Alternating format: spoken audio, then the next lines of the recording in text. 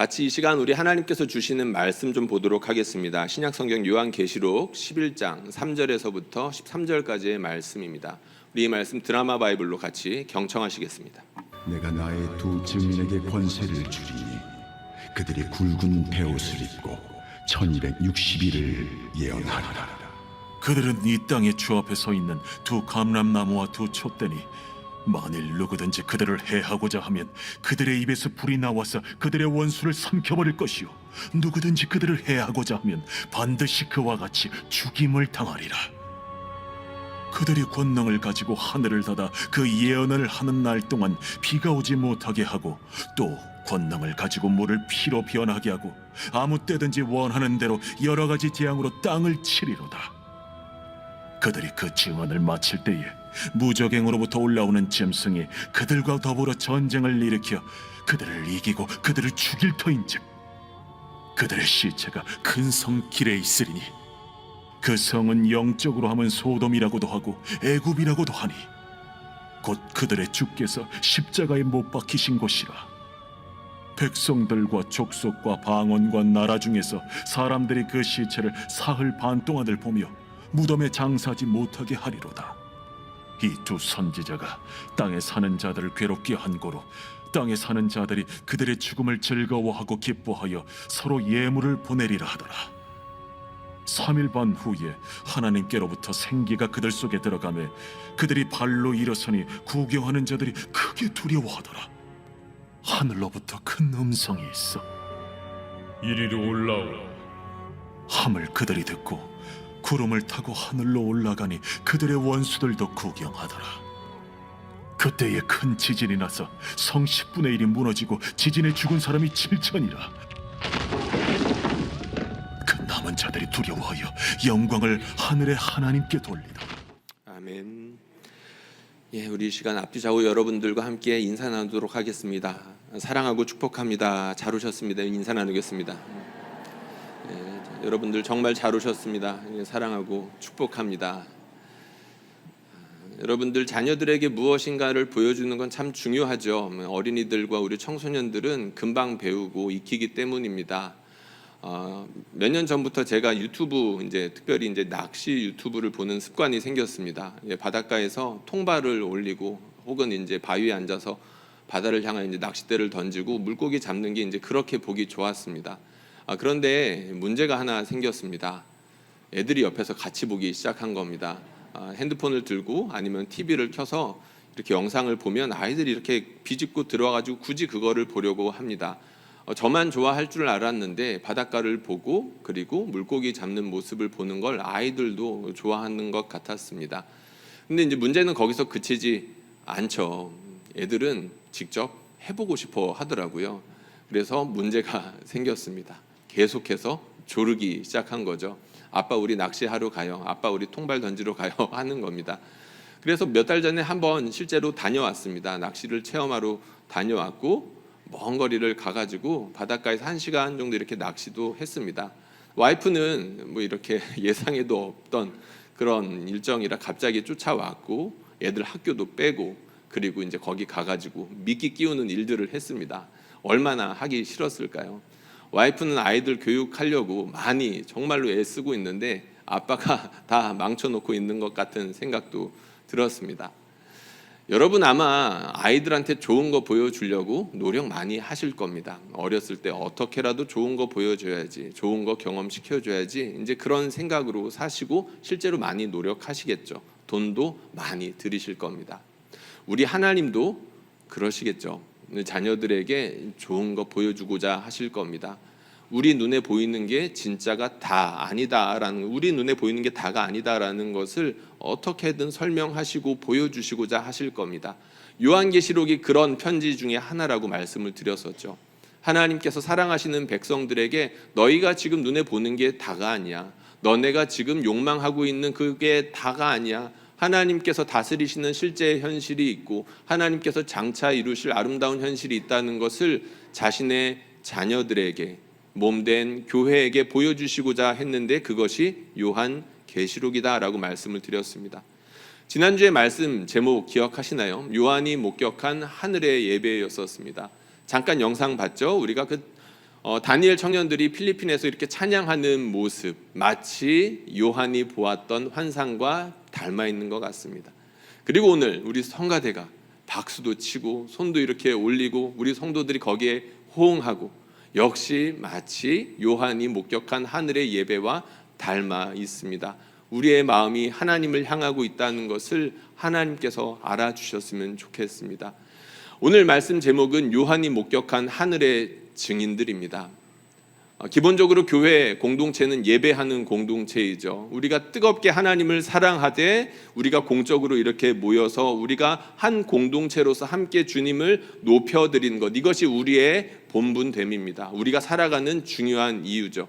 그런데 그리스도인의 삶은 거기에서 멈추지 않습니다. 예배하는 것이 곧 증인의 역할을 하는 것이고, 우리가 일상에서 삶의 예배를 드리는 것이 결국에는 하나님의 복음을 증언하는 일과 연결되어 있다는 것이죠. 오늘 말씀은 요한이 하나님께서 보여주신 환상을 봤는데 뭘 본 것이냐면 이 사명의 측면에서 교회를 하나님께서 보여주신 겁니다. 교회가 어떤 것이냐? 예배하는 공동체지. 그럼 교회가 어떤 곳이냐? 삶 가운데에서 우리 주님의 복음을 드러내는 증인의 역할을 하는 것이 교회지라고 보여주신 환상. 이것이 오늘 요한계시록 11장의 내용이라는 것입니다. 지난주에는 제가 이제 예배의 내용을 하나님께서 요한에게 보여주신 예배 환상을 세 가지로 나누어서 전했었는데, 오늘 말씀도 마찬가지로 요한이 보았던 증인의 모습을 세 가지로 나누어서 좀 살펴보려고 합니다.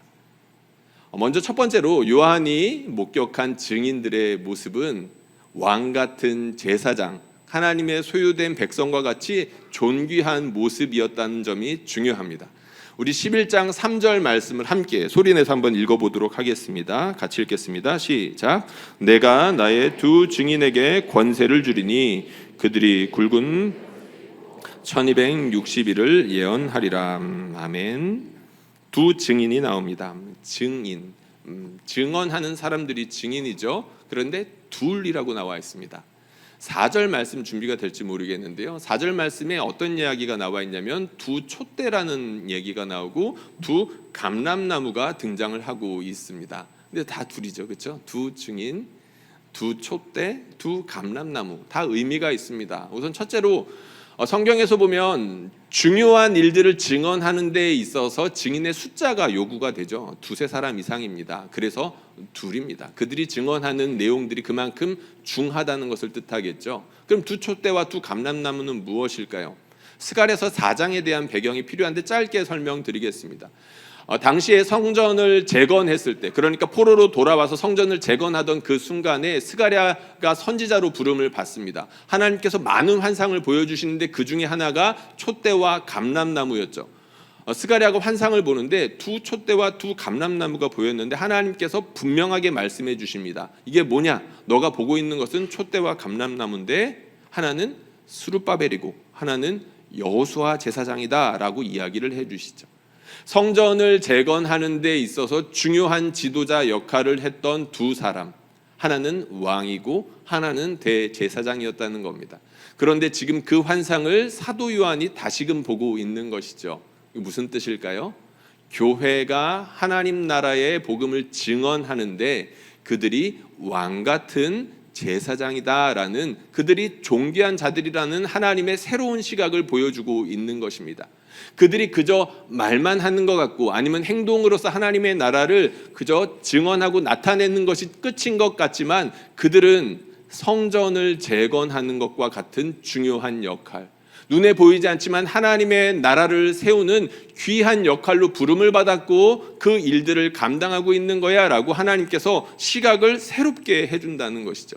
그들은 지금 핍박 중에 있었다라고 했습니다. 일부 교회이긴 하지만 부한 중에 있는 교회들도 있었죠. 여러 가지 이유들 때문에 그들의 본분, 사명에 대해서 새롭게 인식할 필요가 있었는데 하나님께서 이 환상을 통해서 그들의 정체성을 다시금 새롭게 보여주셨다는 것입니다.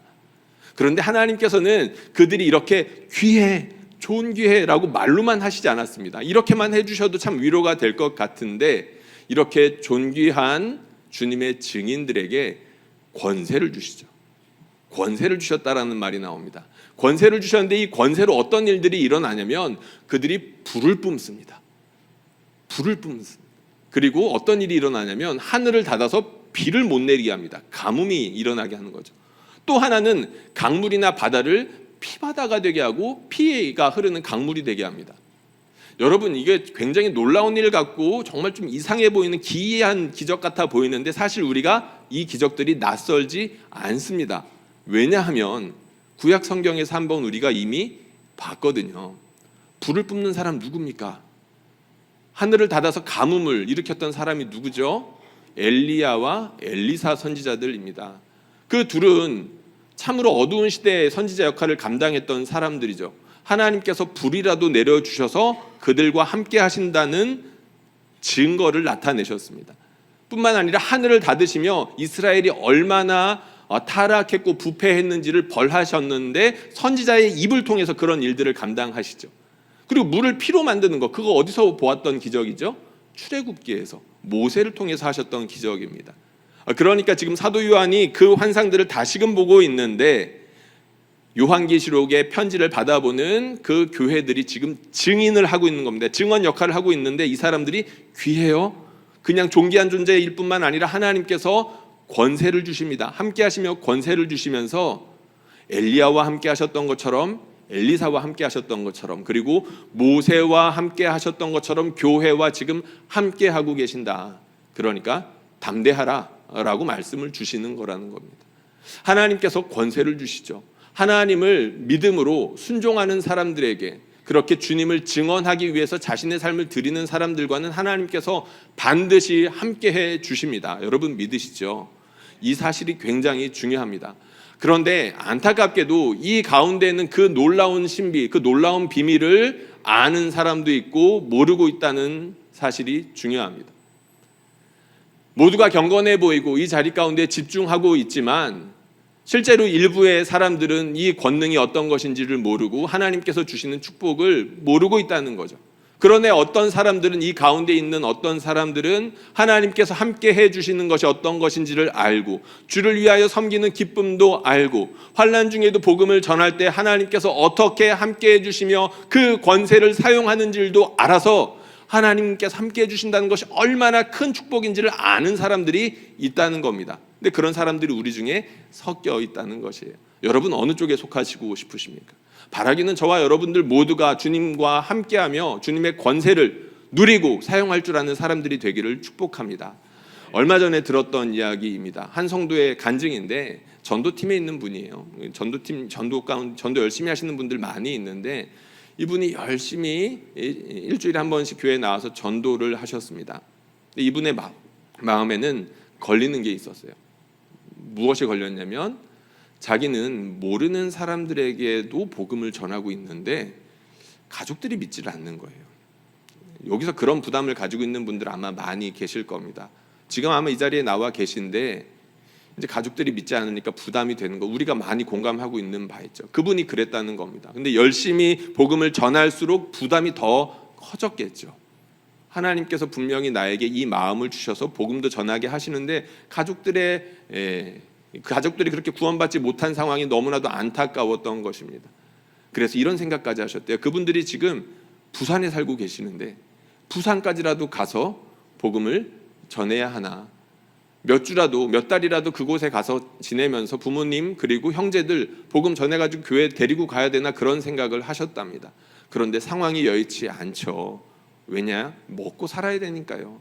그러니까 우리가 가족들 이제 섬겨야 되겠는데 교회도 섬겨야 되겠고 먹고도 살아야 되겠고 여러 가지 겹치니까 다 할 수가 없는 겁니다. 그래서 뭐 했을까요? 기도하죠. 여러분 믿는 사람들에게 주어져 있는 가장 큰 권세가 무엇일까요? 바로 예수님의 이름입니다. 예수님의 이름으로 기도하면 우리 하나님께서 응답해 주시죠. 지금까지는 너희가 내 이름으로 아무것도 구하지 아니하였으나 구하라 그리하면 받으리니 뭐가 충만해질까요? 너희 기쁨이 충만하리라. 아멘. 우리가 주님의 이름으로 기도할 수 있다는 것이 믿는 사람들에게 가장 큰 권세를 할 수 있는데 이분이 그렇게 주님을 섬기고 가족들을 위해서 기도하기 시작했습니다. 주님 구원해 주세요. 어느 날 연락이 왔습니다. 아버지가 교회를 다니기 시작한다는 거예요. 근처에 있는 어느 교회의 전도팀이 길을 걷고 있는 아버지한테 가가지고 전도를 했고, 그리고 그 아버지가 그 전도팀을 따라서 교회를 나가기 시작했고, 점심도 드시고 오시고 성경 공부도 하고 오신답니다. 너무 좋죠. 너무너무 감사한 거예요. 하나님께서 정말로 그 기도 들으시고 거기에 전도팀을 보내주셨던 것입니다. 감사하죠. 근데 이분의 동생분이 복음을 듣게 된 과정이 참 신기했습니다. 어느 날 동생한테도 연락이 왔대요. 누나, 나 교회 나가요. 감사한 일이죠. 그런데 이분이 교회를 나가게 된 일이 참 특별했는데, 삶이 팍팍하다 보니까 절이라도 나가봐야겠다라는 생각으로 절에를 가셨다고 합니다. 절에 가가지고 그 예불이라고 하나요? 이제 뭐 거기서도 이제 말씀 듣고 이제 목탁도 두들기고 하겠죠. 자기가 잘 모릅니다. 근데 거기 가서 이제 절에서 하는 이제 예식 순서대로 예식을 하는데 너무 조용하고 적막하더랍니다. 그러니까 자기 스타일이랑 안 맞았던 거예요.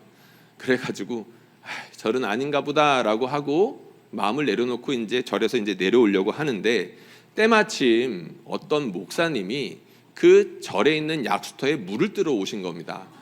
그래서 그 목사님과 우연히 마주쳐서 이런저런 이야기를 나누기 시작하셨다는 거예요. 그래서 이제 교회도 소개를 받고 그 교회에 가가지고 정착하고 지금까지도 열심히 교회를 잘 다닌다는 이야기를 최근에 들은 적이 있습니다. 감사하죠. 여러분, 하나님께서 우리 하나님 나라를 위해서, 하나님을 위해서 그렇게 증인의 역할을 하는 사람들을 내버려 두시겠습니까? 눈에 보이는 현실이 다가 아니라는 것을 엘리야의 환상, 엘리사의 환상, 모세의 환상을 통해서 내가 교회들을 절대로 내버려 두지 않는다라고 다시금 새롭게 인식시켜주고 계신다는 거죠. 그럼 여기에서 정말로 중요한 게 무엇이겠습니까? 저와 여러분들이 증인으로 사느냐 아니면 그렇지 않느냐가 중요한 문제가 되겠죠. 저나 여러분 모두가 우리 주님의 증인으로 살아갈 수 있기를 주님의 이름으로 축복합니다. 사도 요한이 보았던 하늘의 증인들의 두 번째 모습이 있습니다. 그것은 바로 환난을 받는다는 겁니다. 이게 참 우리가 받아들이기가 어려운 부분이죠. 왜 그렇습니까? 분명히 하나님께서는 나를 사랑한다라고 말씀하시고 너 존귀해라고 말씀하시고 실제로 능력도 주시는 것을 알지만 환난을 동시에 당하는 것이 받아들여지기가 참 어렵습니다. 욥이 그랬던 것처럼 평생 의로웠던 사람이었는데 애매하게 고난을 당하니까, 이유 없이 고난을 당하니까 너무 어려웠던 겁니다. 그거 감당해낼 사람이 누가 있겠습니까? 지금 사도 요한이 본 환상을 보니까 그렇더라는 거예요. 하나님께서 사랑하시는 그 존귀한 교회들이 환난을 당하고 있었습니다. 말씀 한번 같이 읽어보겠습니다. 4절과 5절에 있는 말씀 우리가 소리내서 읽어볼게요. 시작.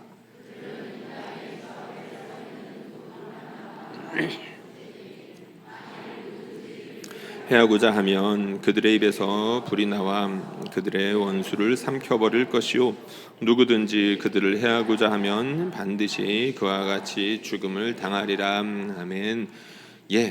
강조 표시를 해놨습니다. 누구든지 그들을 해하고자 한다면 그들이 누구냐면 증인들입니다. 교회들입니다. 해하고자 하는 사람들이 많이 있었다는 게 중요합니다. 그 사람들은 그저 주님을 섬겼을 뿐이고 그렇게 주님을 섬기는 것이 증언이 되어서 복음을 나타낸 것뿐인데 그 사실이 많은 사람들을 불편하게 했던 거죠. 3절 말씀 우리가 한번 다시 읽어보면 좋겠습니다. 우리가 읽어본 말씀인데 3절입니다. 시작. 내가 나의 두 증인에게 권세를 주리니 그들이 굵은 베옷을 입고 1260일을 예언하더라. 아멘. 그들이 해함을 받는, 그러니까 괴롭힘을 당하는 중요한 이유는 바로 여기에 있습니다. 그들이 굵은 베옷을 입고 예언했기 때문입니다. 이게 무슨 뜻이냐면 굵은 베옷은 심판과 회개와 슬픔을 상징합니다. 베옷을 입고 슬퍼하는 거잖아요. 하나님께 심판당했다라고, 곧 있으면 우리가 하나님께 심판당할 수밖에 없다라고 예언을 했다는 것입니다. 여러분, 하나님 나라의 백성들은 처음부터 그렇게 심판을 전하는 사람들로 부름받았다는 것을 우리는 기억해야 됩니다. 성경 처음부터, 거의 초기부터 그랬다는 거예요. 대표적으로 누가 그랬습니까? 노아가 그랬습니다. 노아. 하나님께서 노아를 부르셨죠. 하나님께서 노아를 부르셔서 이 땅을 물로써 심판하실 거야라고 미리 경고해 주셨습니다. 그런데 하나님께서 그 땅을 그렇게 심판하신 이유가 무엇이었나요? 생각하는 것부터 행동하는 모든 것 하나하나가 하나님 보시기에 악했기 때문이었습니다. 하나님이 도저히 참을 수가 없었던 거예요. 하나님께서 뭐라고 말씀하실 정도였습니까? 내가 사람 지은 것을 후회한다라고 말씀하실 정도였었습니다. 여러분, 사랑하는 사람 처음 사랑했다가 후회하는 경우들이 왕왕 있지 않습니까? 하나님께서 사랑하는 자녀들, 피조물들을 향해서 이런 마음이 드셨다는 겁니다. 얼마나 괴로우셨으면 그렇게까지 말씀하셨겠습니까? 하나님의 공의 때문에 심판하지 않을 수 없는 그런 상황이 드디어 온 건데, 노아는 하나님께 그 중에 은혜를 받았죠. 그래서 하나님께서 뭐를 명령하십니까? 산에다가 배를 지어라. 꽤 오랜 시간 동안 배를 만들었던 것 같습니다. 노아가 배를 만들 때 사람들이 뭐라고 했을까요? 당시에는 이제 망치가 있었는지 톱이 있었는지 알 수는 없지만 그 당시의 방식으로 배를 만들었겠죠. 배를 만드는 산에서 배를 만드니까 사람들이 이상하게 봤을 겁니다. 노아, 당신 지금 뭐 하는 거야? 나 지금 배 만들지. 노아, 지금 왜 배를 만드는 거야? 하나님이 물로써 심판하신다 그랬어. 사람들이 이상하게 보기 시작했겠죠. 날씨가 이렇게 좋은데 무슨 물로써 심판을 하신다는 거야. 근데 사람들이 그렇게 계속해서 물어보다 보면 가족들도 영향을 받겠죠. 가족들에게 사람들이 물어봤을 겁니다. 야, 너 남편 좀 말려봐. 너네 아버지 좀 말려봐라. 지금 뭐 하는 거냐. 그러다 너네까지 지금 크게 고생하다가 인생 종치게 생겼다 막 그러지 않았을까요? 당연히 자녀들이 물어봤을 겁니다. 아버지 뭐 하시는 거예요? 나 지금 배 만들지. 아버지 배 왜 만들어요? 하나님께서 이 땅을 심판하신다고 했어. 아내가 어느 날 또 물어봤겠죠. 여보 뭐 하는 거예요? 그만하면 안 돼요? 라고 했을 겁니다. 하나님께서 믿는 사람들을 부르시는 것은 이 세상이 악하다는 것을 증언하게 하시려고 부르시는 겁니다. 하나님께서 아름답게 지으셨고 너무나 존귀하게 지은 존재들이 하나님의 뜻을 거역하며 하나님과 상관없이 하나님을 거스르고 하나님을 마음 아프게 하면서 살아가고 있다는 것을 증언하게 하시려고 부르셨다는 거죠. 노아의 삶이 그것을 너무나도 잘 보여줍니다. 여러분, 롯을 기억하십니까? 성경에 보면 롯의 철을 기억하라는 말이 있는데, 여러분, 우린 롯도 기억해야 됩니다. 아브라함의 조카죠. 그가 소돔과 고모라 땅으로 이사를 갔습니다. 근데 그 땅으로 이사를 간 중요한 이유가 있죠. 무엇 때문이었나요? 잘 먹고 잘 살기 위해서. 너무 이렇게 가진 가축이 많아지다 보니까 아브라함과 조카 롯이 헤어질 수밖에 없었는데 먼저 순서를 줍니다. 그러니까 조카 롯이 소돔 땅을 보니까 물이 풍성하고 너무 좋아 보이는 거예요. 그래서 그 땅으로 갑니다. 근데 여러분, 우리가 살면서 알아야 되는 중요한 사실이 있죠. 나한테 보기 좋으면 다른 사람들한테도 다 보기 좋다는 겁니다. 그것을 비슷한 목적을 두고 오는 사람들이 몰려들 수밖에 없다는 이야기겠죠. 그러면 그 소돔과 고모라 땅은 어떤 사람들이 모였나요? 잘 먹고 잘 살려는 사람들이 모인 겁니다. 사람들이 많아지다 보면 자연스럽게 경제 법칙이 적용될 수밖에 없겠죠. 모든 것이 무제한으로 있는 것은 아니니까요. 그러면 그 땅은 치열해질 수밖에 없습니다. 안 그래도 잘 먹고 잘 살려는 사람들이 모였는데 얼마나 열심히 살고 치열하게 살면서 경쟁하면서 살았겠습니까? 그런데 그 와중에서 성공한 사람들이 나오지 않았을까요? 그리고 그 와중에 성공한 사람들 어떻게 살았을까요? 안타깝게도 하나님의 은혜를 알고 사람들에게 감사를 표현할 줄 아는 사람들이 많으면 좋겠는데 그렇지 않다는 것은 우리가 경험적으로도 압니다. 자수성가한 사람들이 실패하는 많은 경우가 그렇죠. 운 때문에 아니면 은혜 때문에 자기가 그렇게 됐다는 것을 인정하지 않는 경우가 많습니다. 그러면 사람들을 무시하게 되는 경우가 많아지죠. 자기의 자녀들이라도 그렇게 합니다. 자기의 주변에 있는 사람들 무시하고 함부로 하는 일들이 많아진다는 거죠. 실제로 그 사람들이 그랬습니다.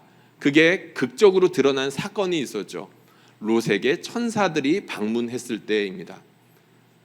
이 사람들이 눈에 보이는 게 없으니까 롯의 집에 천사가 왔음에도 불구하고 그 천사를 끌어내서 학대하려고 했었습니다. 여러분, 교만해지면 눈에 뵈는 게 없어집니다. 하나님이 보이질 않죠. 두려울 게 없습니다. 천사가 왔는데도 그를 끌어내서 성적으로 학대하려고 했을 정도였었으니까요. 그런데 그때 롯이 가로막습니다.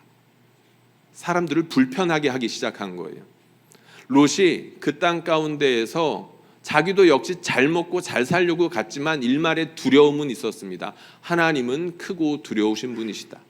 그러니까 이 사람들이 얼마나 잘못하는 건지를 눈에 보이는 거죠. 이것은 악한 짓입니다. 하나님 보시기에 심판받을 짓입니다 라고 말하니까 사람들이 어떻게 했나요? 롯을 불편해하면서 롯까지도 비판하고 롯이라도 폭행하면서 저주하고 그들을 심판하려고 했죠. 사람들이 교만해지면 이렇게까지 되는 겁니다. 그런데 하나님을 두려워하는 사람 존재 하나만으로도 그 사람들은 불편함을 느끼기 시작하는 것이고, 내가 잘못하고 있는 것이구나, 이러다 큰일 날 수 있구나라는 것을 경고를 듣게 되는 거죠. 그 일들 하는 사람들이 바로 믿는 사람들이라는 것입니다. 그런데 여러분, 오늘 말씀을 보니까 흥미롭게도 소돔이라는 말이 등장을 합니다. 아까 말씀 잘 보신 분들은 그 소돔이 등장했다는 것을 분명 아셨을 텐데요. 8절 말씀입니다. 같이 읽어보겠습니다. 시작.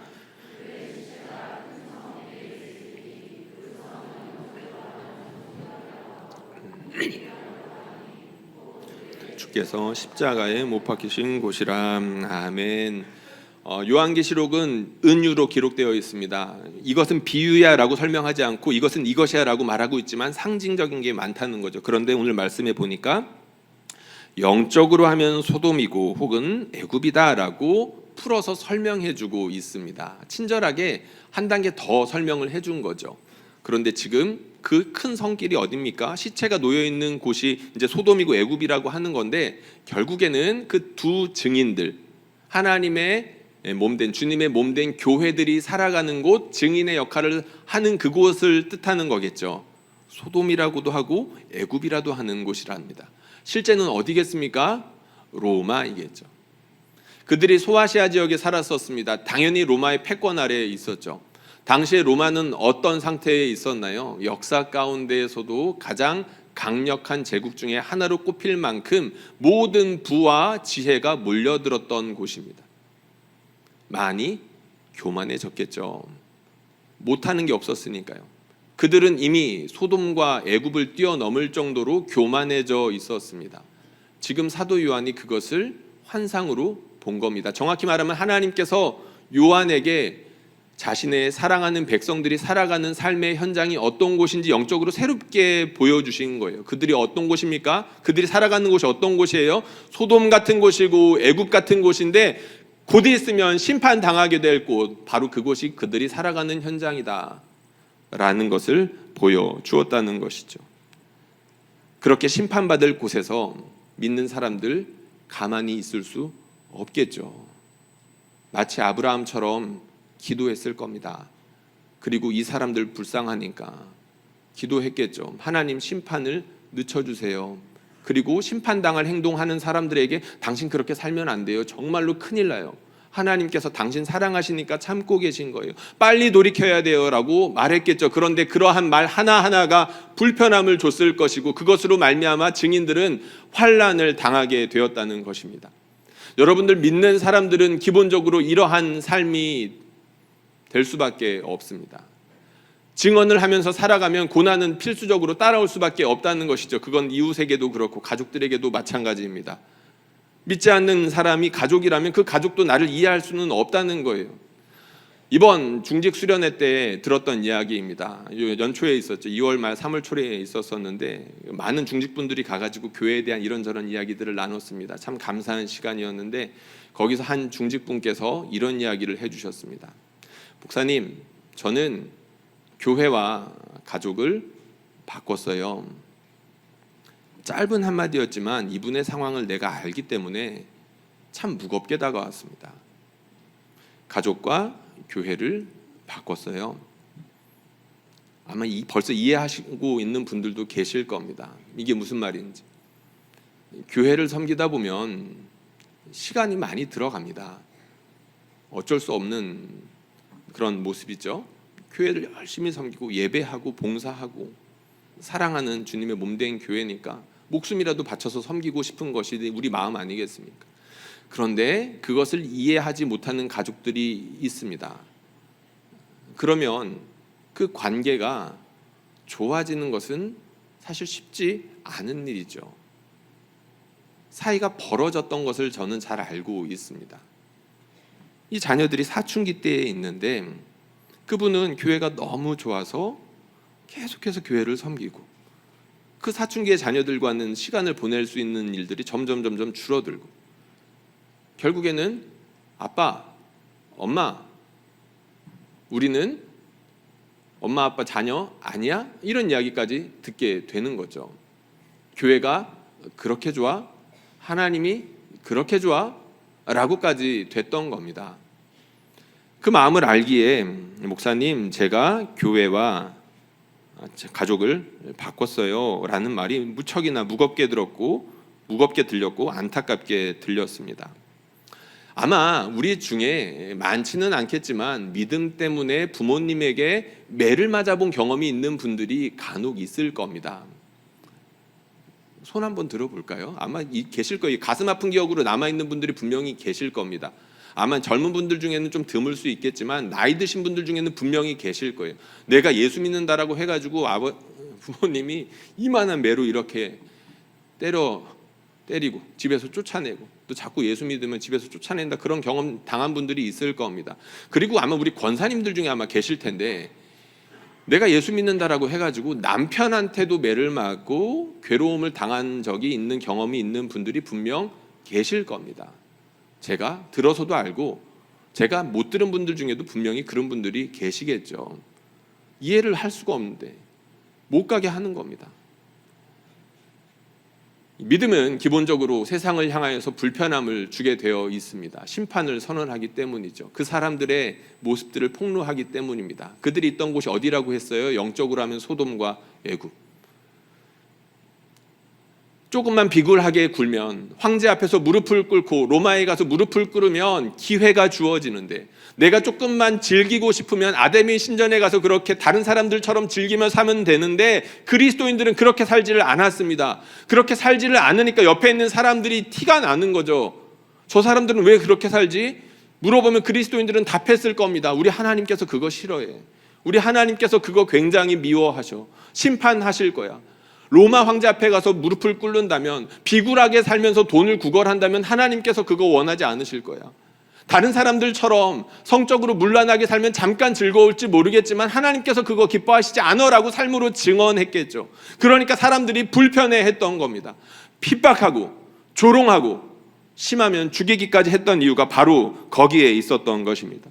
혹시 우리 성도님들 가운데 고난 중에 있는 분들 계십니까? 내가 믿음 때문에 고난 중에 있는 분들이 계십니까? 정말로 마음으로 바라기는 소수이지만 그런 분들이 꼭 있었으면 좋겠습니다. 이 말은 고난을 당해야 된다라는 것이 아니라 고난을 감수하고서라도 믿음을 가지고자 하는 그런 귀한 분들이 우리 가운데 점점 많아지면 좋겠다는 뜻입니다.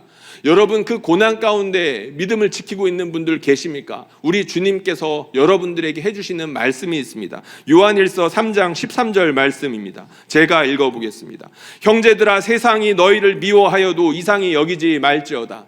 형제들아, 세상이 너희를 미워하여도 이상히 여기지 말지어다. 하나님께서 여러분들을 사랑하십니다. 믿음으로 수고하는 것들 다 알고 계십니다. 이상히 여기지 마십시오. 세상이 여러분들을 미워하여도 이상히 여기지 마십시오. 예수님께서 친히 해주셨던 말씀도 있습니다. 너희가 의를 위하여 박해를 받느냐? 기뻐하고 즐거워하라. 왜요? 천국이 그들의 것이 되기 때문입니다. 하나님께서 믿음 때문에 수고하는 사람들 절대 내버려 두지 않으신다라고 했죠. 그 사람들만 알 수 있는 하나님이 주시는 위로가 있습니다. 저는 여러분들이 그 위로 경험했으면 좋겠습니다. 그리고 혹시 믿음과 고난은 나와 상관없다라고 생각하며 이 말씀이 전혀 마음에 와닿지 않는 분들도 계실 겁니다. 바라기는 여러분들에게 우리 주님께서 영의 세계를 열어주셔서 기꺼이 고난이라도 감수하며 믿음을 지키며 살아갈 수 있게 해주시기를 주님의 이름으로 축복합니다. 마지막으로 세 번째입니다. 요한이 하나님께서 보여주시는 환상을 통해서 본 그 두 증인의 모습이 세 번째가 이런 특징이 있습니다. 죽음과 부활을 통해서 세상에 복음을 전했다는 겁니다. 말씀 한번 같이 읽어보겠습니다. 7절에서 10절까지의 말씀입니다. 읽겠습니다. 시작.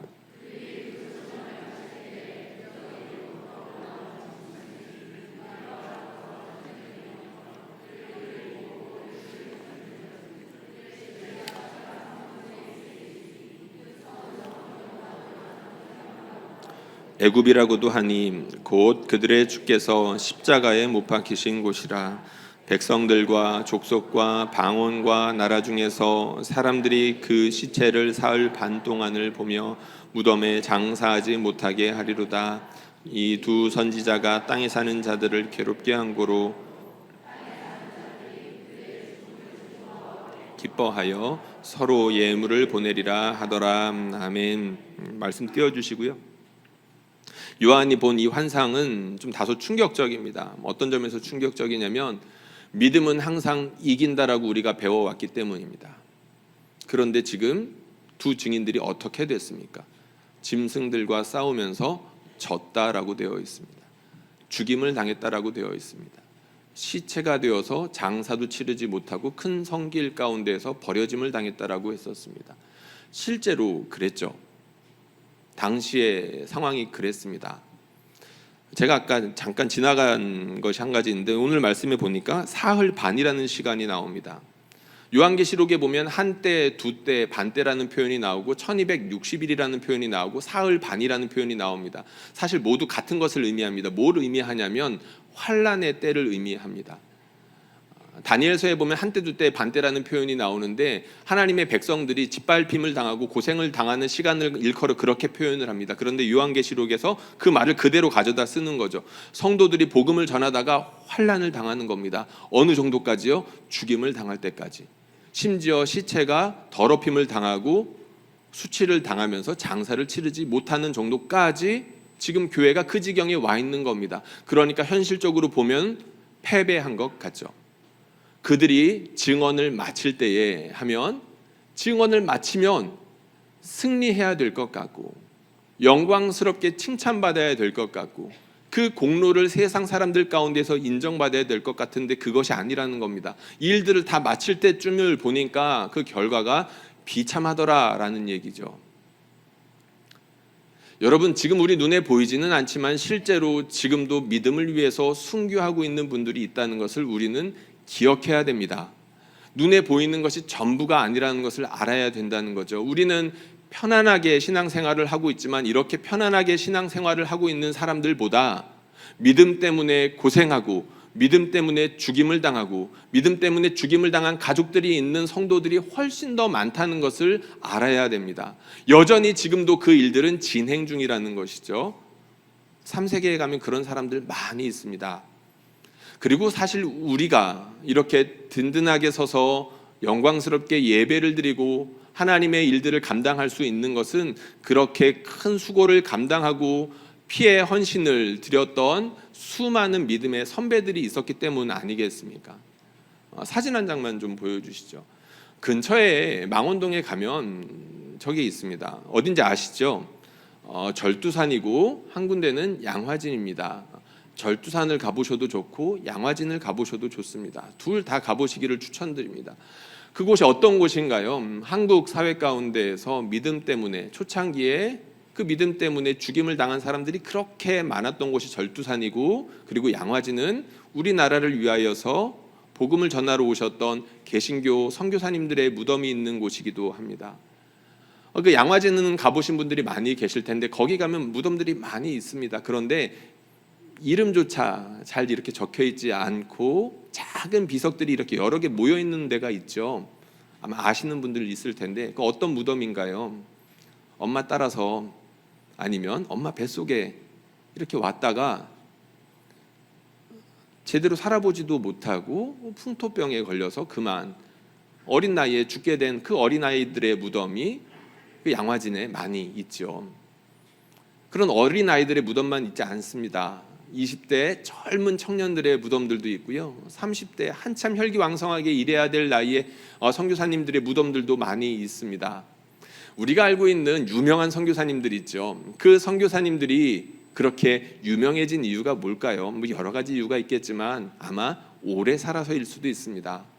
그분들이 오래 살았고 그리고 그분들이 감당하는 사역들이 커지니까 많은 사람들에게 알려질 수밖에 없었다는 거죠. 물론 그분들의 수고와 희생을 폄훼하는 것이 결코 아닙니다. 제가 여기서 말씀드리고 싶은 거는 이름도 없이 빚도 없이 주님을 증언하기 위해서 목숨 바쳐 헌신해온 사람들이 많이 있었고 지금도 그렇게 섬기는 사람들이 많이 있다는 거죠. 주님께서 그거 주목하고 보고 계신다는 겁니다. 그 사람들이 왜 그렇게 자신의 목숨까지 바쳐가면서 주님을 섬기려 했을까요? 8절 말씀 다시 한번 띄워주시면 좋겠습니다. 8절 말씀에 보니까 이런 말씀이 있네요. 우리 같이 한번 소리내서 읽어볼까요? 시작.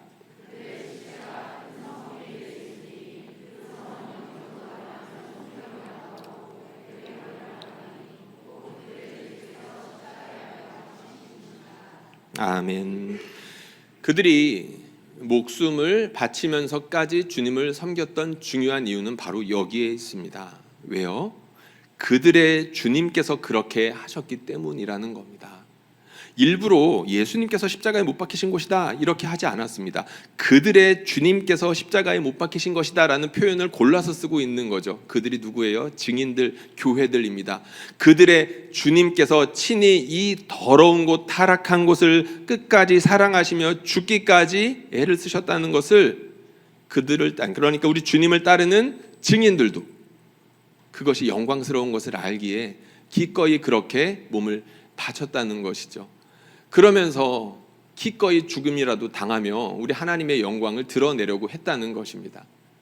그런데 여기서 중요한 이야기를 하나만 더 해야 됩니다.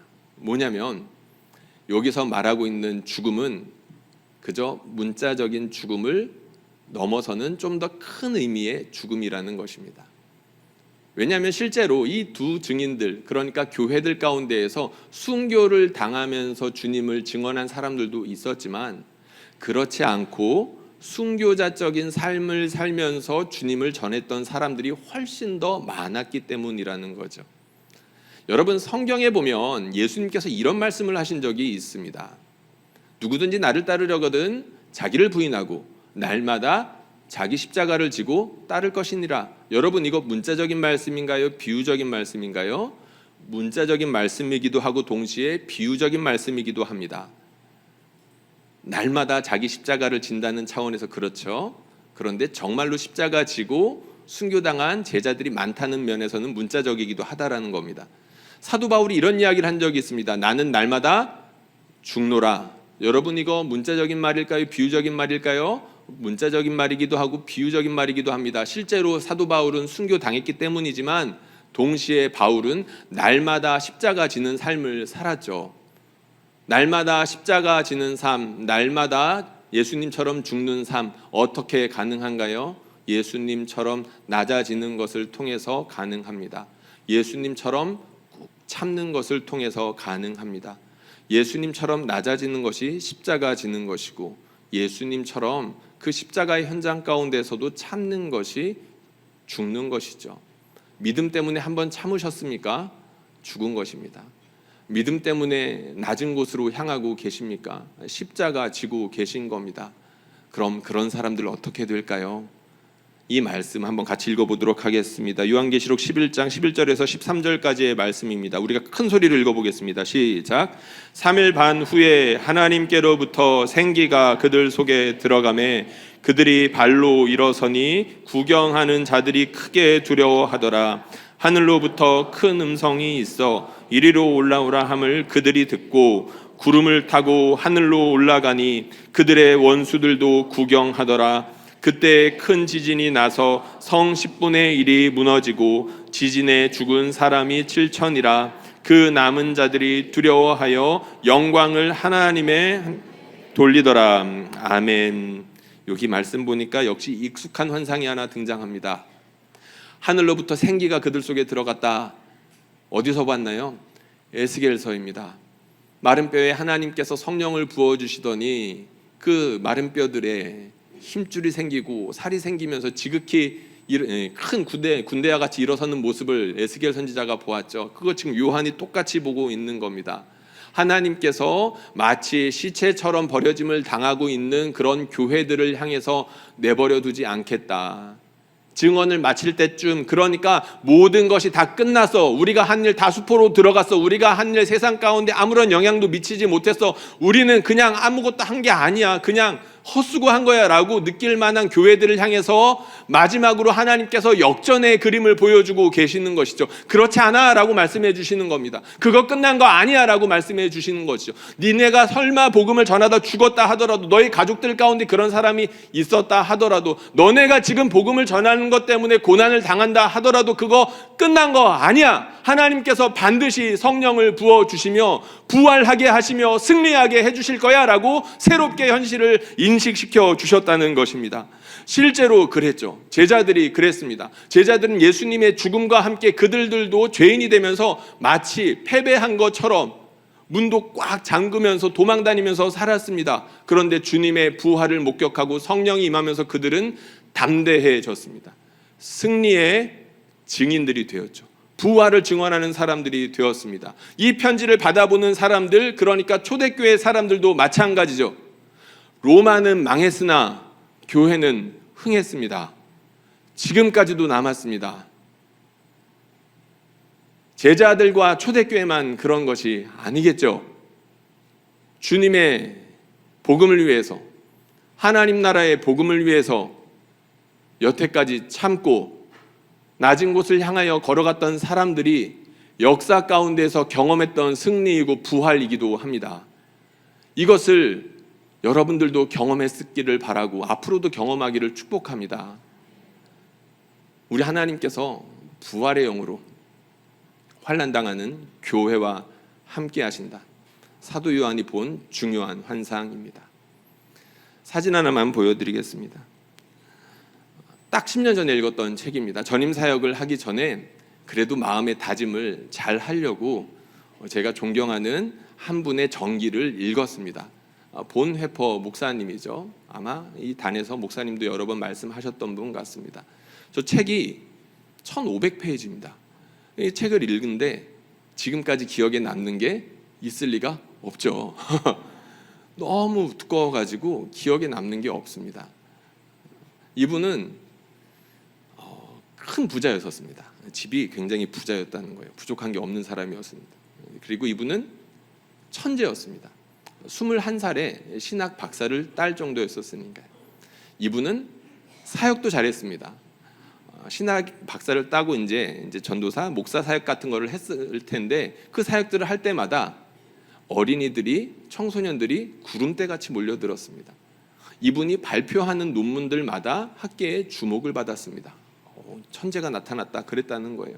그런데 이런 그의 뛰어난 점들보다 이분의 삶이 많은 사람들에게 자국을 남기는 것은 이분이 살아온 삶과 죽음이 우리 주님 보시기에 합당했기 때문입니다. 이 두꺼운 책을 읽으면서 제 마음에 남은 것이 하나 있다면 이분이 살아온 삶의 궤적이었었습니다. 이분이 그렇게 뛰어난 업적으로 어린 나이에 신학을 받았지만 그분은 학자의 길로 가지 않았고 목회의 길로 갔습니다. 그것 자체가 하나의 십자가였습니다. 그리고 그분이 그렇게 뛰어난 머리와 사역을 잘하는 가운데에서도 유명한 교회 아니면 다수의 교회들로 향하지 않았었습니다. 당시의 독일은 점점 포악해져 갔고 광기 어린 집단이 되어가고 있었죠. 안타깝게도 많은 교회들이 그런 정권을 지지했고 대놓고 이것이 하나님께서 세우신 지도자이고 정권이다라고 옹호하기까지 했었습니다. 그러나 소수의 교회들은 그렇지 않았는데요. 본 회퍼는 그 고백교회의 편에 서게 되었었습니다. 스스로 핍박받기로 결정을 한 것이죠. 그렇게 뛰어난 머리와 그리고 결단하면서 고백교회를 택하면서 이분이 이런 고백을 합니다. 어떤 고백을 하냐면, 내가 지금 신학적으로 무르익어 가고 있다는 것을 스스로도 느끼는데 이 실력으로 이 교회를 섬길 수 있게 된 것이 너무나도 영광스럽다라는 일기가 남아 있습니다. 그것을 보면서 가슴이 떨리더라고요. 그런데 중요한 건 그렇게 중요한 순간마다 낮은 곳을 향하는 것이 멈추지 않았다는 겁니다. 한 번은 미국으로 유학을 초청을 받으셨습니다. 미국으로 와가지고 열심히 여기서 공부하시고 교수 자리도 이렇게 줄 테니까 열심히 한번 해보세요. 그곳에서도 소문이 금방 났습니다.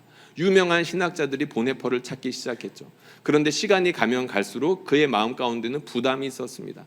그래서 들어오는 모든 강연들마다 다 취소하고 받아들이지 않고 계속해서 학문에만 집중을 했습니다. 그런데 그 들어오는 강연들마다 거절했지만 받아들이는 강연들이 있었는데 어떤 강연들이었냐면 흑인들로부터 오는 강연들, 흑인 교회로부터 오는 초청들은 무조건 다 받아들였다고 합니다. 미국 사회의 현실을 봤던 거죠. 그러니까 어디에 가서 자신이 이렇게 공부했던 것들을 전하고 복음을 전해야 하는 줄을 알았던 겁니다. 그렇게 시간이 가다가 나라가 어렵다는 이야기를 듣습니다. 그러니까 주변의 사람들이 이 보네포 목사님을 보니까 독일로 돌아갈 것 같은 거예요. 이 사람은 돌아갈 것 같으니까 더 큰 자리로 이 사람을 자꾸 붙잡아 두려고 했습니다. 당신 거기 가면 죽어. 당신 거기 가면 죽어. 근데 목사님은 우리가 다 아는 것처럼 자신의 고향으로 돌아갑니다. 그러면서 유대인들을 끝없이 죽이는 그 정권을 향해서 비판의 날을 더욱더 세우죠.